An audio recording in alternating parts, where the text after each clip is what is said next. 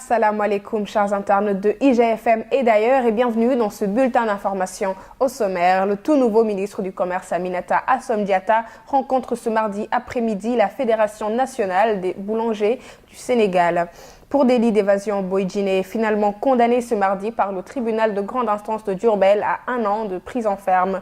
Et la cathédrale Notre-Dame de Paris consumée par les flammes ce lundi soir. Les pompiers disent avoir pu maîtriser les flammes ce mardi matin. Voilà pour le sommaire. Dans quelques instants, le développement. Déjà droite dans ses bottes, le nouveau ministre du Commerce, Aminata Assome Diatta, rencontrera cet après-midi la Fédération nationale des boulangers du Sénégal. Hier encore, ces boulangers menaçaient d'observer une grève de 72 heures cette semaine afin de dénoncer l'augmentation du prix du sac de farine qui est passé de 13 000 francs à 18 000 francs CFA.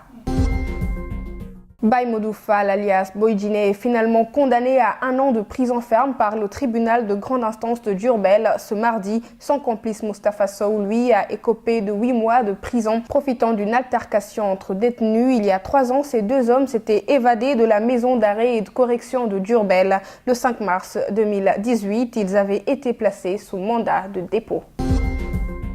À Kaffrine, des cas assez évolués de lèpre et de formes très contagieuses ont été recensés dans le district sanitaire selon le docteur Lalafal, chef du service de léphrologie du centre hospitalier de l'Ordre de Malte, rapporte l'APS. La dermatologue insiste sur l'importance d'accroître la sensibilisation sur les symptômes de la maladie et de renforcer les capacités des personnels sanitaires quant à la détection et la prise en charge de cette maladie. Elle rappelle que le Sénégal, qui a une prévalence nationale s'élevant à 0,3 pour 1000 habitants, se situe encore en dessous du seuil d'élimination de la maladie. Elle recommande un dépistage et un traitement précoce pour prévenir cette maladie de lèpre.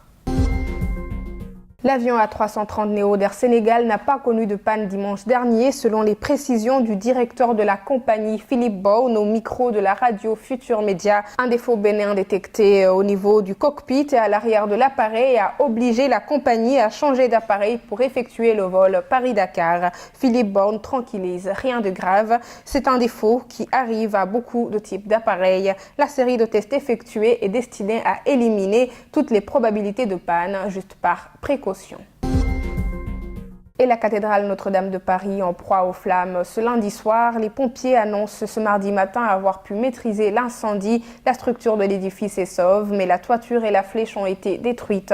Le président français Emmanuel Macron a promis de rebâtir ce monument. Selon France 24, une enquête pour destruction involontaire par incendie a été ouverte par le parquet de Paris. La piste d'un départ de feu accidentel depuis le chantier en cours sur le toit de la cathédrale retient l'attention des enquêteurs.